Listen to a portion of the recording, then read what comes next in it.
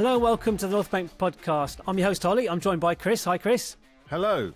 We are recording this on Thursday evening, a couple of days after the Sporting Lisbon victory, as it was, even though if you listen to some areas on social media, you might query that. And we are going to have a little more detailed look back at that game, but also look ahead to Bournemouth on Saturday lunchtime kickoff. Just looking back at Lisbon, and Steph is on his way, travelling back from Lisbon now, in fact. So Steph can't be with us. He has sent through some thoughts on Lisbon and ahead to Bournemouth. I'll just give you a little taster to his Bournemouth feelings. He starts his piece with, "Ah!" That's pretty much his feelings about Bournemouth. I think he's a bit of pent-up nervous energy there. But before we get into the nuts and bolts of it, as ever, I'll start with some questions that we will go through over the course of the next 30, 40 minutes, whatever it is. And you guys can think about and send in your responses on the various social media platforms. Right, in no particular order. Oh, your questions have just fallen. In no particular order. Why are so many pundits and fans of other clubs so fixated on our style of play? Like, it's just bizarre. Question 2. Is it important how we win on Saturday? So you can see the connection between those two questions. Question 3. It's almost a month since we last kicked a ball in the Premier League. 14th of March, Max Dowman's pretty much last touch of the get ball in that game. Everton. Yeah. How has your mood changed since the 14th of March? That's question number 3. Question number 4 then, and this is a light-hearted one. Who has been your Arsenal player of the season so far? So they're the questions that we'll go through over the course of the next 40 minutes. Interested to hear your thoughts as well at home. Send in your thoughts via social media, wherever it is. So, Chris, how are you feeling? 48 hours after the Lisbon game. Have you been reading much of the interesting takes online? Yeah, and particularly given last night as well, Liverpool all but out, I would imagine. I mean, how they didn't lose 4-5-0. And yet the pylon continues with Arsenal. There is an unhealthy obsession with us, and I'd like to think it's because we're relevant and that we're there to be shot at. I don't know if it's because the social media sphere is such that, you know, news alert, every fan base has its idiots that post inflammatory stuff that will solicit responses that are, you know, angry and whatever. But I just don't get it. I don't get it from people who are supposed to be, supposedly impartial media commentators also having a dig. And I know the Talk Sport type people are deliberately kind of incendiary. They put something out there to garner a reaction from us, particularly Arsenal fans, you know, phoning in to put their point across. But I don't know. I don't get it. I have no answer for it. One word response, maybe just jealousy. Yeah, but why doesn't that apply to other teams? Why is there a sort of, or are we so Arsenal centric that we feel it more keenly? But I just don't see the similar responses to, say, Liverpool having a catastrophic season defending their title. You know, their season's effectively over. Well, their season's been over for quite some time, if you think about it. A £450 million expenditure after winning the league, and it's got to be the most catastrophic defence of a league title ever. Yeah. Or did Leicester get relegated the next season? I can't remember. Season after that? Maybe, possibly. Yeah. So, it is bizarre. I remember back in the 90s we had the ABUs, anyone but United. Yes. So everyone was against United. But that's kind of how success works. But if that was applied to us, it should be anyone but Man City, because they're the ones that the kind of behemoth, the big success beast, whereas we're the little kind of underdog challenging the so I don't know whether it's, and you said it a few times, whether because people are sort of accept City's success in a way that you've just become, oh, it's them and they've got loads of money, so it kind of doesn't matter, and that we're next in line. And is it Arteta? Is it I mean, we'll come on to it, but the way the team play in contrast to the Wenger free-flowing style that they maybe got used to. And again, we've said this before, when Alex Ferguson complimented us and was throwing flowers our way, it was on one hand you're thinking, oh, well, that's nice of Fergie to say nice things about us. And then you think about it a bit more deeply and you think, actually, that's a bit of a swipe and an insult, because it means that we're no longer relevant and competitive. No, for sure. I did not want Sir Alex Ferguson complimenting us in any way, shape or form. I was much happier when he was... spitting feathers. Yeah, and Mourinho the same. And then it became, they're all very nice to Wenger. I'm like, no, they're nice to him because we're a banter club. The banter era had started. But just on like the style of play, and we will look into it. I have got some stats on, titles are built on defence. We have scored over 100 goals. Needs to be acknowledged that we are the top scorers in the Premier League. We have the best defence in the Premier League. We are also the top scorers. Yeah, we've scored more set piece goals than any other team in the Premier League. I think we're 4 ahead of United. But set pieces are a part of the footballing, our footballing arsenal. Any team's footballing arsenal, set pieces. But just looking at the Sporting game, away to Sporting in the quarterfinal of the Champions League, you're an absolute idiot or a novice if you're not keeping that tight to begin with. Yeah. You come away from there with a 0-0, and that's a decent result, knowing you've got them at home in the second leg. Nicking a goal at the end, cherry on the icing on the cake there for sure. But Sporting had won 17 games in a row at home. Hadn't lost at home since August. Their previous round, they'd scored 5 goals at home to Bodo Glimt. Bodo Glimt, who have beaten Atletico Madrid and Inter Milan away in the Champions League this season. Sporting put 5 past them in extra time as well. How else were we going to approach that game? And Sporting had that chance in the first 5 minutes that Raya tipped onto the bar. And the thing I've got to say about Raya, which is, people are using the fact that Raya is a world-class goalkeeper almost as a stick to beat us with. It's like, what do you expect your world-class goalkeeper to do apart from make saves? It's not reliant. It's like, oh yeah, but Raya had to make 2. That's his job. Yeah. Oh, but Haaland scored a hat-trick at the weekend. And... he's supposed to. He's a world-class striker. That's what he does. And every team relies on the world-class players. That's what makes them world-class players. So I got distracted there by that bizarre. There's the Irish commentary. I think Kenny Cunningham, former Republic of Ireland player, now analyst on Irish television, and he was talking about how Caoimhín Kelleher is a superior goalkeeper to Raya in every metric, according to him. But there was an Irish bias there. It was on Irish television. He's speaking to an Irish audience. But that's just a bizarre take. I mean, that doesn't excuse such a poor take. You can praise your country's goalkeeper without having to beat down David Raya. I mean, of all the goalkeepers, I'm through an Arsenal lens, for me, David Raya is the best goalkeeper in the world at the moment.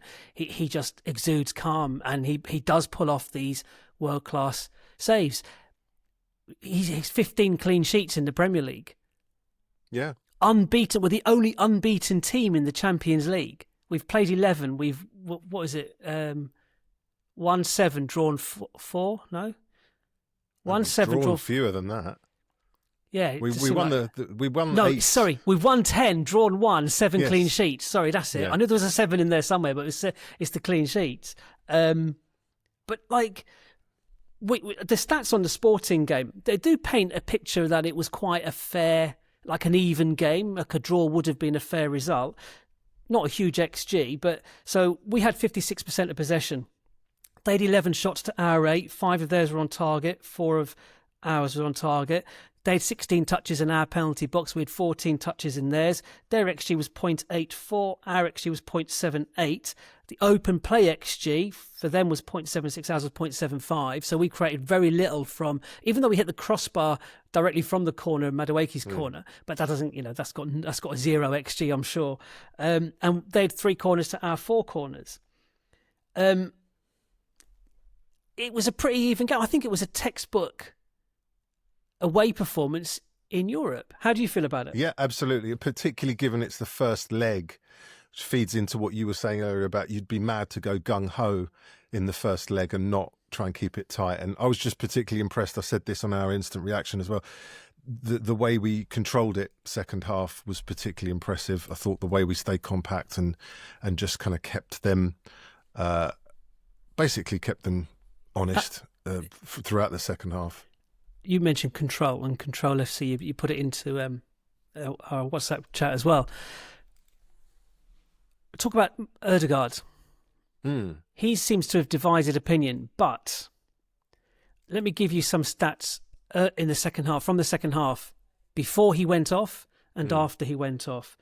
And I can't remember what minute he went off in. It was quite late on. It was like 70-something minutes he went off. I think he'd got a knock, but he was probably tiring anyway because he's been out for so long, right? In that game, listen to this. He successfully passed or dribbled into the opposition penalty box from open play 6 times. That is a record for any player in a single Champions League match this season. Wow. Right? So we accuse him of not being risky enough or forward, vertical passing enough, right? So there's that. Another stat. Second half possession with Ødegaard, 70%. Without Ødegaard, it dropped to 52%. We controlled that game because he takes the extra touch, because he doesn't, or we get frustrated that he slows the game down, takes too many touches. But do you know what?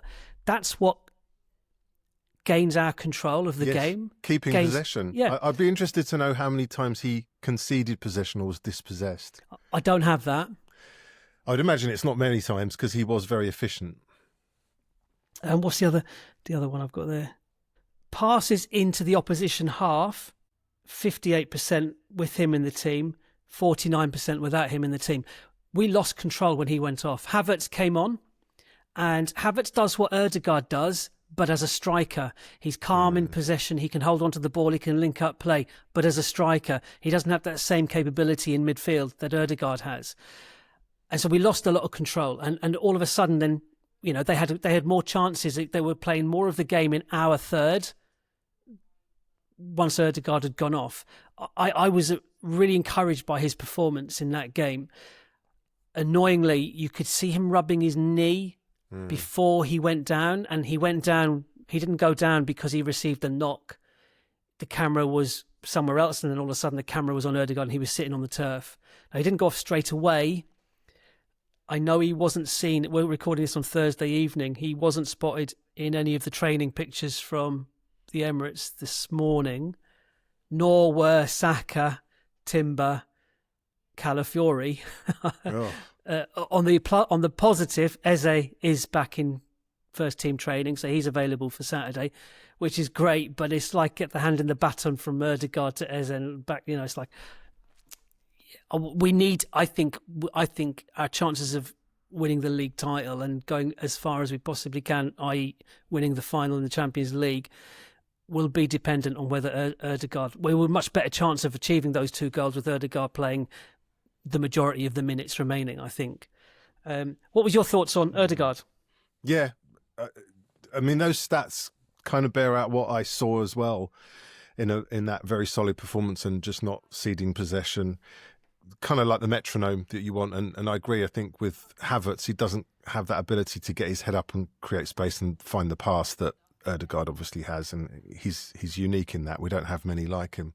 Lewis Ambrose has a Substack that's really good. I advise people to read it, and I can't remember the terminology he used. The difference between Eze and Ødegaard is that Ødegaard does what he does for the entirety of the game, whereas Eze does what he does in flashes, like a 25-yard thunderbuster into the top corner kind of thing. Yeah. And you need both. Yeah. But you need both of them on the pitch at the same time would be nice. And if you're looking for reasons why we haven't connected in an attacking sense this season, it seems mad saying that we're well over 100 goals for the season and top scorers in the Premier League. I'm going to say it again. But we haven't gelled. We're not as fluent in attack. We're almost where we are in spite of the attack. And that's not to call out any individual players, but here's some other stats for you. When we won 16 of the 18 games at the end of the 22-23 season, right? Ødegaard, Saka, Havertz started 15 of those games. How many games this season have those three started together? 0. Yeah. Okay?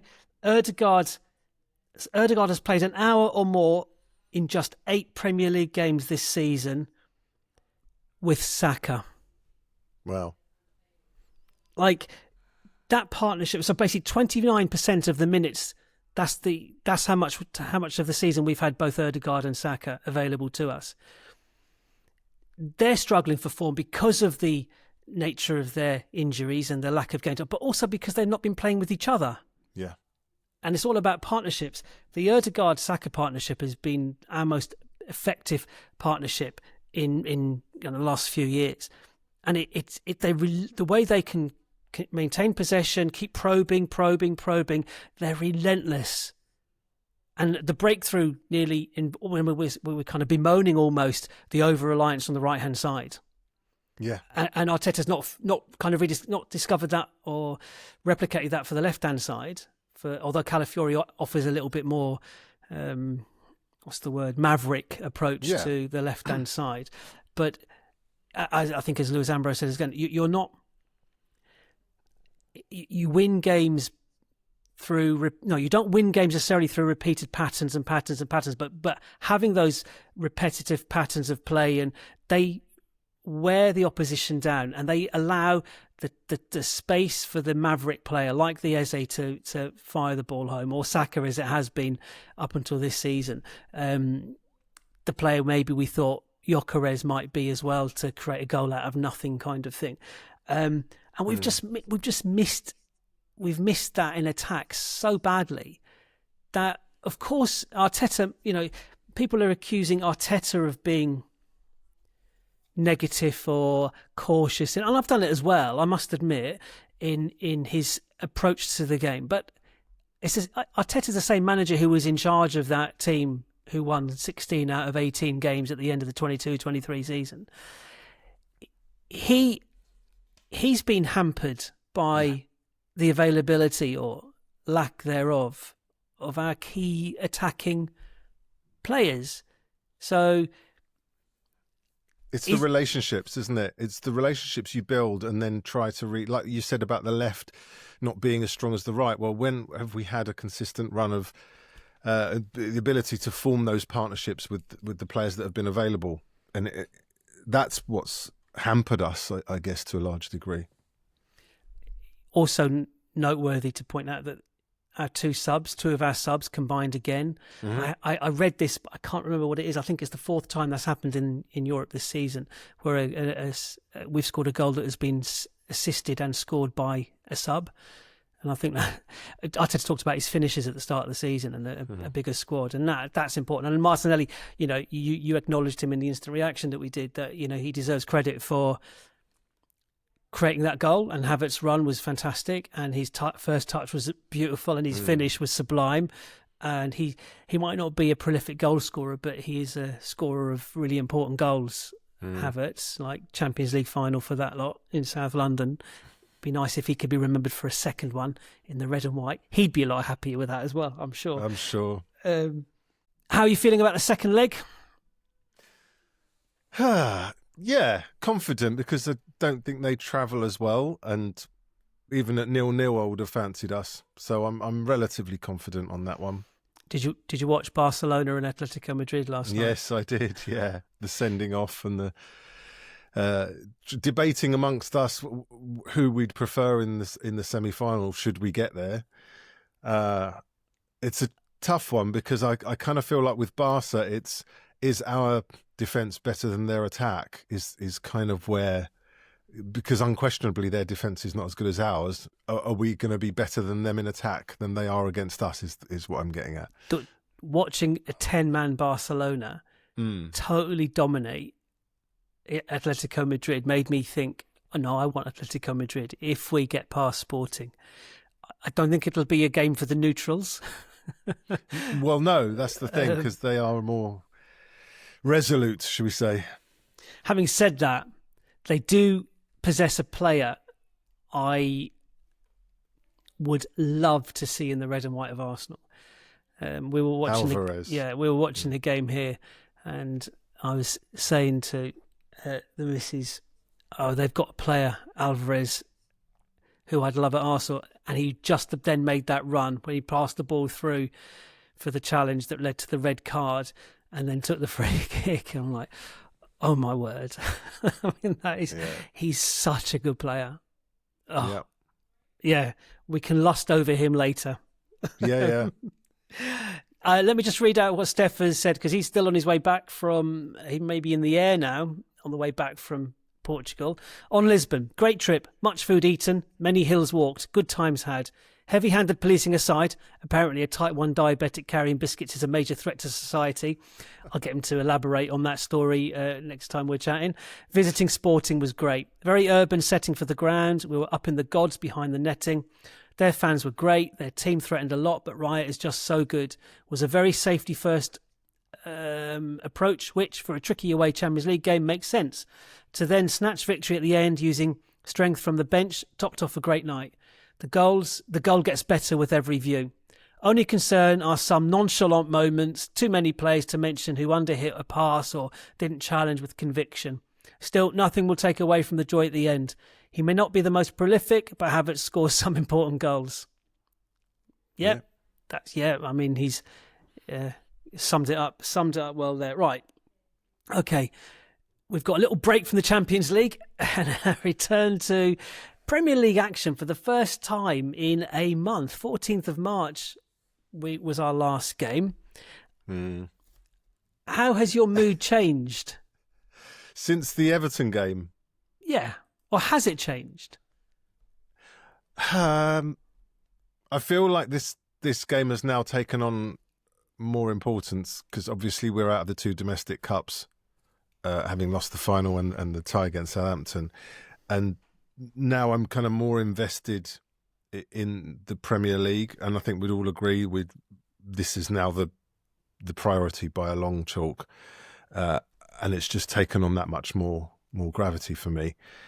More nervous, more sweaty palmed than I probably would have been had we won those games against City and Southampton, probably. Yeah, I am. I'm not sure. Arteta's team selection tells me, or should tell us, what he was prioritising. The FA Cup and the League Cup. Listen, I would have played Raya in the League Cup final. I said it before, the game should have done it. I cannot explain what happened to us in the League Cup final. I don't get it. I think it's a mixture of lots of different issues that all kind of the perfect storm almost, be that tactics to an extent, but player availability, players playing, carrying injuries. Look, we haven't seen Saka since, for example. He played, Trossard was not 100%. Havertz, kind of nowhere near match fitness. Eze injured in the not in the warm up, but in the lead up to the game, like 2 hours before kickoff, the news broke that Eze's not in the squad, and we none of us had any idea about that previously. So that aside, and City's tactics, I don't know, but I don't understand what happened there. I thought we played okay against Southampton, and someone pointed out, and I don't know who it was, I can't remember. It might have been Steph talking about someone he was at the game with on the terraces about the Southampton game. And bearing in mind, Southampton have gone away to Wrexham and won 5-1 in midweek, so they're on a great run of form. That's what 16 games they're unbeaten. Southampton are, and it's much more difficult. This was the quote from this other fan.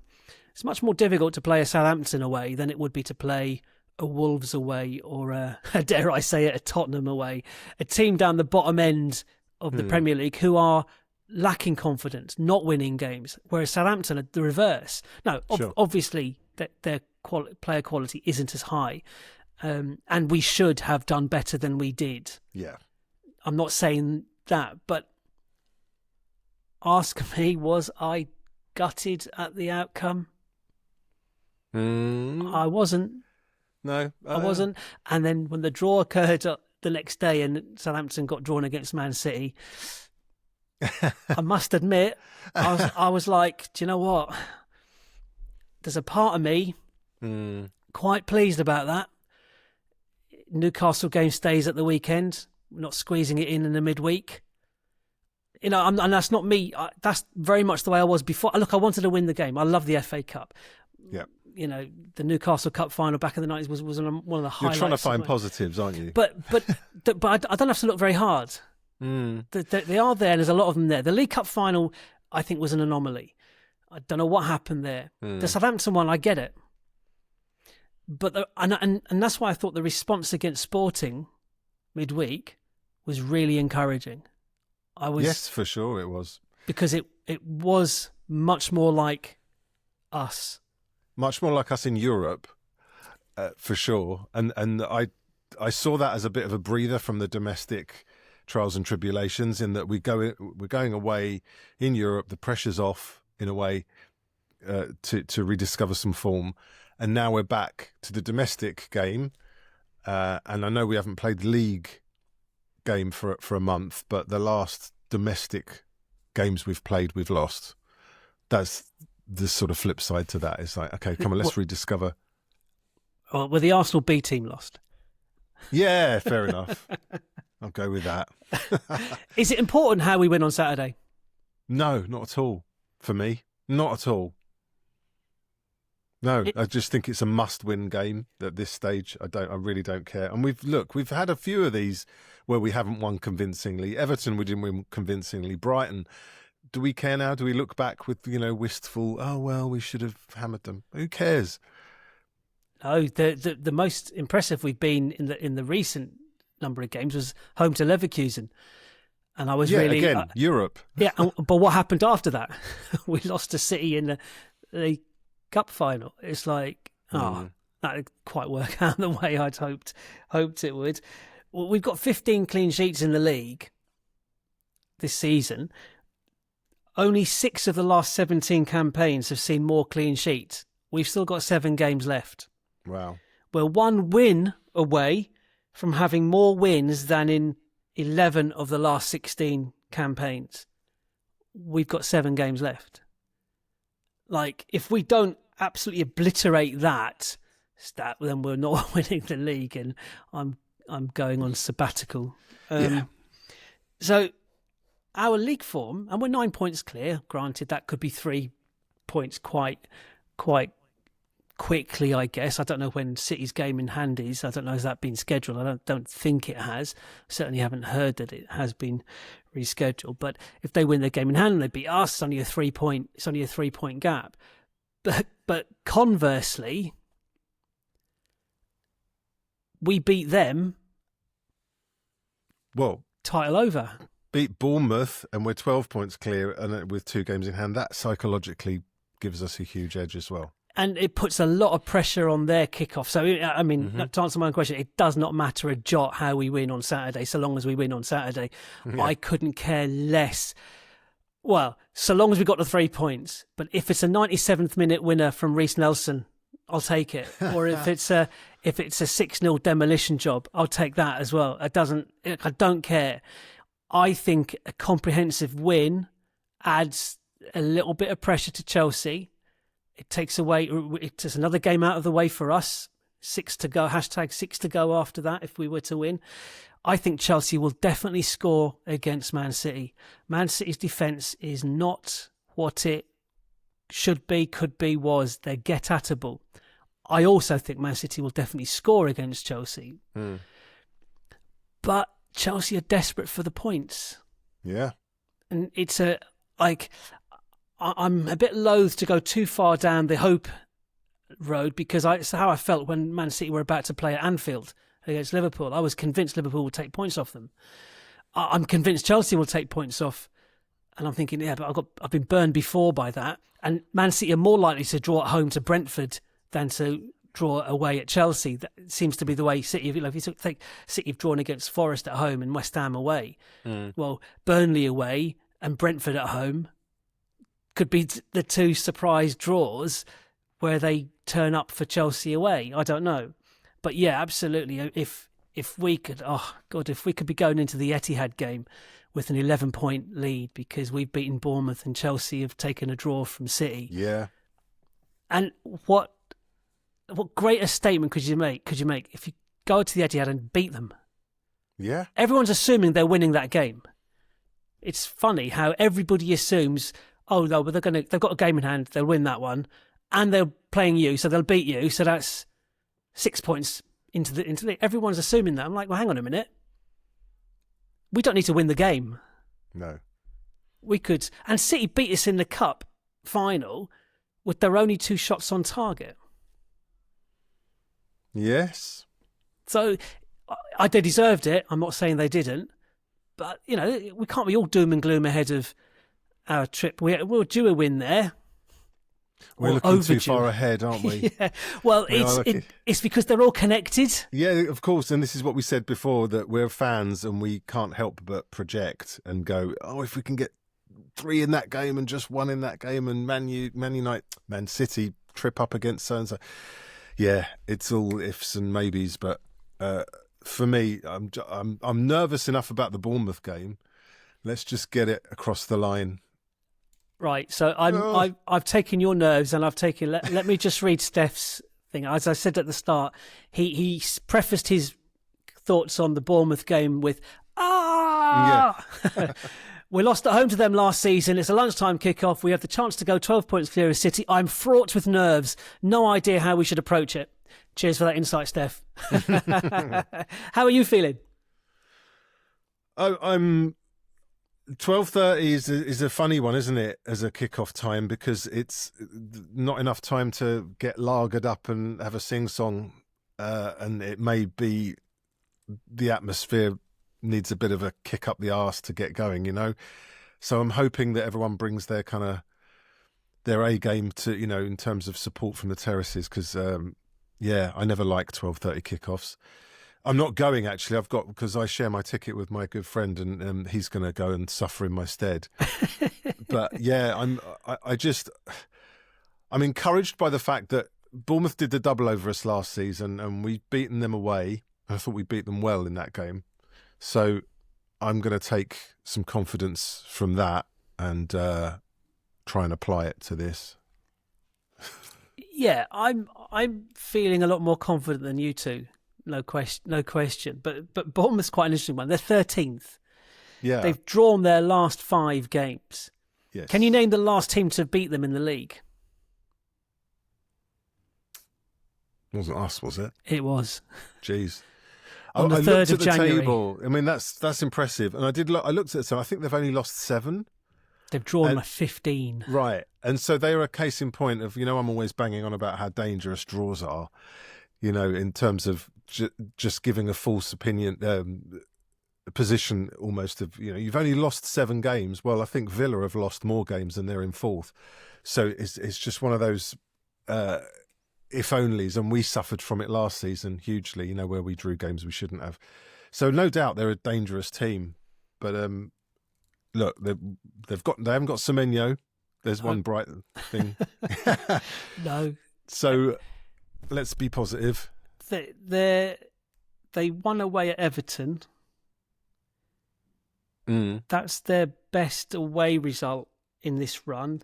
But they lost at home to us 3-2 on the 3rd of January, and that's their last defeat. They lost on penalties in the FA Cup. I can't remember who that was to. I didn't write it down.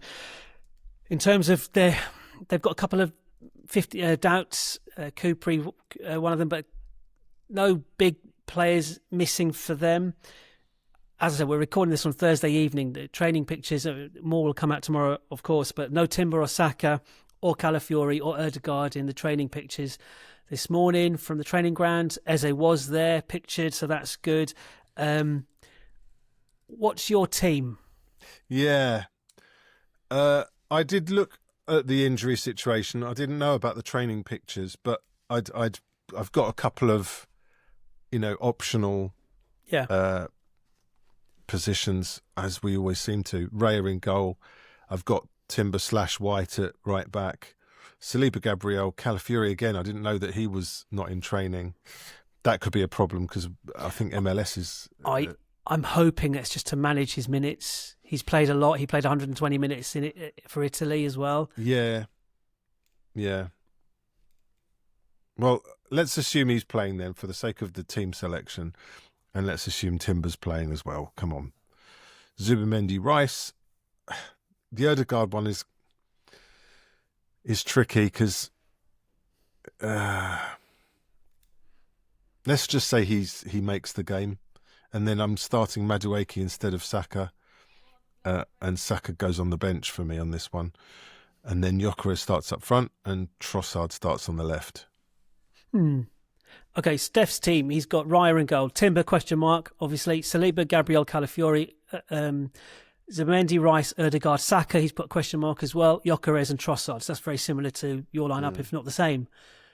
I think mine is, I've gone with Timber, ? Saliba, Gabriel, Calafiori, Zubimendi, Rice, Ødegaard in the middle, ? Ødegaard, obviously. And I've gone with Saka, Gyökeres and Trossard. I have put a ? Alongside Saka. But that, if that team that plays, so I've gone with Rice, Zubimendi, Ødegaard. So my front four, if you like, are Saka, Gyökeres, Trossard with Ødegaard behind them, right? If that front four play, the following players are on the bench: Eze, Madueke, Martinelli, Dauman, Havertz. That's crazy again. Yeah. So, and there's an argument to say that Havertz could start up front instead of Gyökeres. I don't think Gyökeres has done anything to warrant not starting. He's scored against Southampton. I thought he was okay against Sporting. In an attacking sense, we weren't the most fluent. Madueke could start in place of Saka, like you said. I think if there's any doubt, I think Saka needs to. I don't know. I'd like him to get at least 20 minutes on Saturday, start the game on Wednesday against Sporting, and do an hour, and then start the game at the Etihad on the Sunday. I would be a lot happier if Saka is, provided he's feeling fit, starts the game at the Etihad. I think.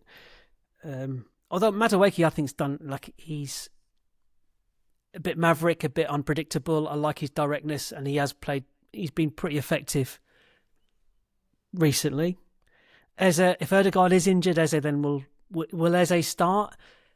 He should start against Southampton if his knee's fine, or whatever part of his body it was, because I don't want to see Havertz